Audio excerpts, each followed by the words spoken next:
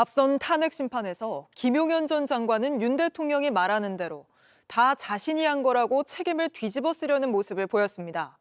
그런데 저희 취재 결과 김 전 장관이 이미 이런 책임 떠넘기기가 있을 거라고 예상하고 작심했었다는 정황이 포착됐습니다.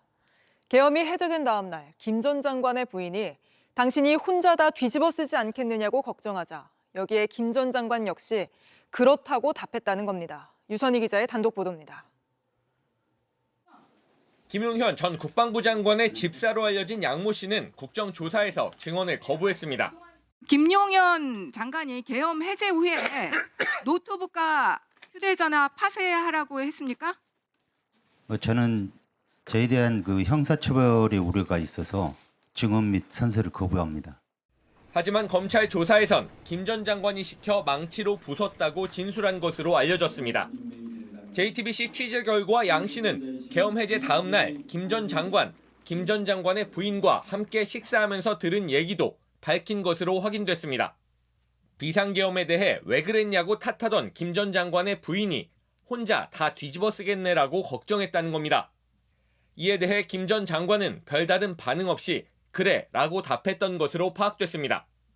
김 전 장관에게 비상계엄의 책임이 떠넘겨질 수 있다는 걸 예상했던 것으로 보이는 대목입니다.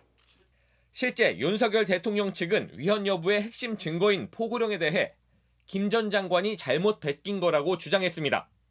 포고령 내용 중에도 가장 위헌적이라고 지목된 전공의 처단 문구는 아예 김 전 장관이 쓴 거라고 대놓고 말했고 김 전 장관은 말을 맞추듯 기억이 난다고 답했습니다.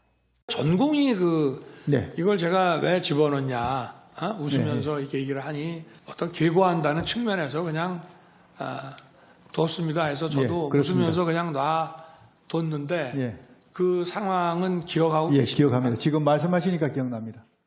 윤 대통령은 취임 2주년 기자회견 때 모든 책임은 내가 진다는 명패를 세웠습니다. 하지만 불과 8개월 뒤 법정에선 헌법을 어긴 모든 책임을 김 전 장관에게 밀었습니다. 그리고 충암고 1년 선배인 김 전 장관은 윤 대통령의 지침을 받아 포고령을 썼다는 자신의 검찰 진술까지 뒤집어가며 고개를 끄덕였습니다. JTBC 유선입니다. 김 전 장관은 포고령도 자신이 쓴 거고 국회 주변 병력 배치도 다 자신이 지시한 거라고 증언했습니다.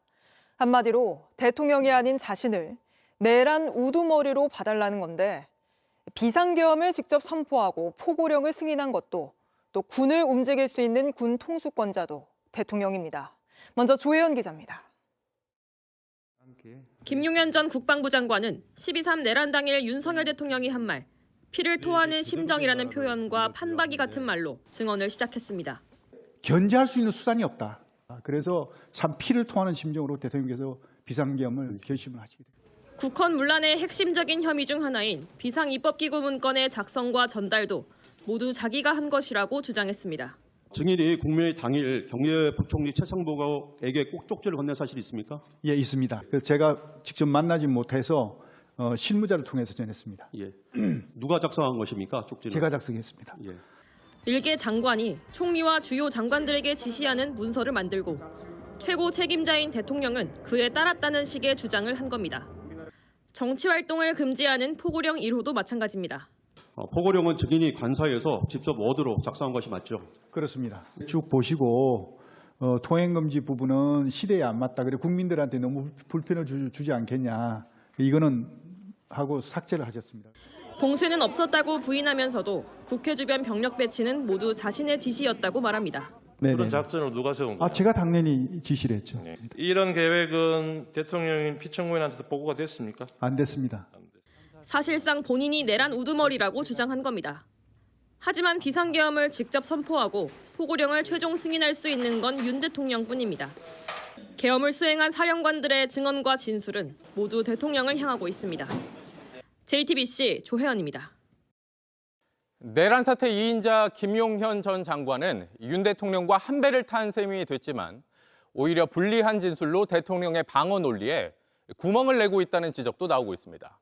대통령 측은 계엄 포고령을 실제 집행하려던 게 아니라고 했는데 김 전 장관이 그게 아니다, 집행할 생각이 있었다면서 다른 얘기를 하는 식입니다. 김한수 기자입니다.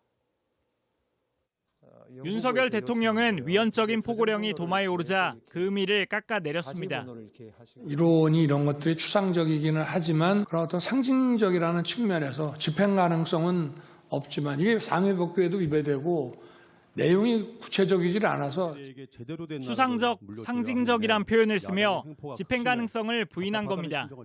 하지만 증인대에 섰던 김용현 전 국방부 장관은 다른 얘기를 했습니다. 포고령이 집행 가능성도 없고 실효성도 없다. 아까 피청구인이 그렇게 물론 말씀하셨어요. 대통령께서 그렇게 말씀하셨지만 주무장관은 그렇게 생각지 않습니다. 아, 그래요? 생각만 하시다 보니까 집행할 생각이 상황이 좀 있었다고도 안 좋고 말했습니다. 조치 상황이 어려우면 실제로 집행하려고 하셨겠네요. 당연히 그렇게 하는 게 맞다고 생각합니다. 위헌의 핵심인 국회의 정치활동 금지 조항도 윤 대통령이 묵인했다는 취지로 증언했습니다. 피청구인도 이 1항 내용 보고 아무런 문제 제기를 안 했습니까? 대통령도. 네, 그 특별한 언급은 없으셨습니다. 윤 대통령은 하루짜리 계엄이라고 강조했지만 어차피 이 계엄이라는 게 길어야 하루 이상 유지되기도 어렵고 그러니까 김 전 장관은 2, 3일을 언급했습니다. 원하는 결과는 뭐였습니까? 최소한 한 2, 3일은 가지 않을까 생각했습니다. 그러니까 2, 3일이 가지 않은 것이 원하지 않는 결과였나요? 충분히 그 국회의 폐악질에 대해서 국민들에게 더 두 사람의 이런 엇갈린 진술은 앞으로 있을 윤 대통령의 형사 재판에서도 중요한 쟁점이 될 예정입니다. JTBC 김한수입니다. 엄정한